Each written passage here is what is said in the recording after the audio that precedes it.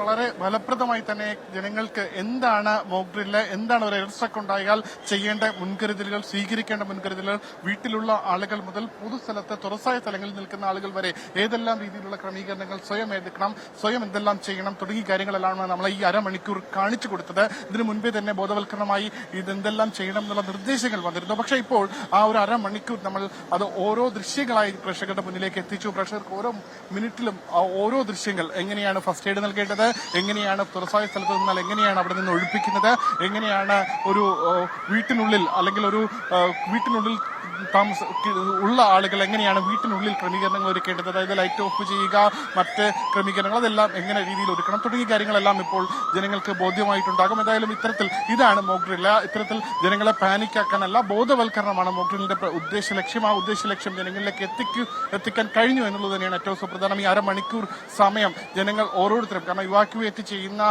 ഒഴിപ്പിക്കുന്ന പ്രദേശങ്ങളിൽ നിന്ന് പോലും ഒരാൾ പോലും ഇതിനെ എതിർത്ത് സംസാരിക്കുകയോ അല്ലെങ്കിൽ ഇതിനെ സഹകരിക്കാതിരിക്കുകയോ ചെയ്തില്ല. കൃത്യമായി സർക്കാർ ഓഫീസുകളിൽ വരെ, അതായത് സെക്രട്ടേറിയറ്റിൽ വരെ ഈ അരമണിക്കൂർ കൃത്യമായി പ്രോട്ടോകോൾ പാലിച്ച് ഈ മോക്ക് ഡ്രില്ലിനോട് സഹകരിക്കുന്ന കാഴ്ചയാണ് കണ്ടത്. എന്തായാലും ഇനി മോക്ക് ഡ്രിൽ അവസാനിച്ചു.